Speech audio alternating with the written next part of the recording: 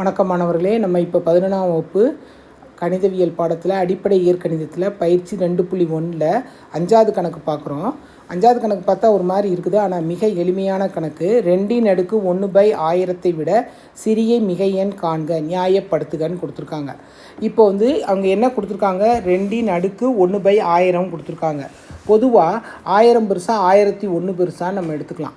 எடுக்கும்போது இங்கே நம்ம என்ன எடுத்துக்கிறோம், இதுக்கு அடுத்த என்ன எடுத்துக்கிறோம், 1000. இங்கு 1000 என்னது 1001 விட சின்னதுன்னு எடுத்துக்கிறோம்.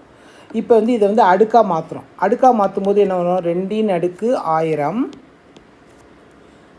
இங்கே 2/1001 எடுத்துக்கிறோம். அடுத்து என்ன செய்கிறோம், இந்த 1001 இருக்கு இல்லையா, இந்த 1001 என்ன பண்ணுறோன்னா அடுக்கில் 1/1000 எடுக்க போகிறோம். 1/1000னா என்னது, 2/1/1000.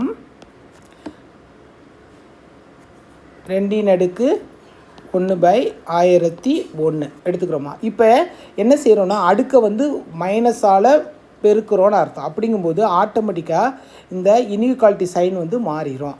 அப்போ நான் இதை பொறுத்த மட்டும் என்ன இருக்குது, 1000 விட சின்ன மிகை எண் என்னது, இதுதான் பெருசு. இதை விட சிறிய எண் எது,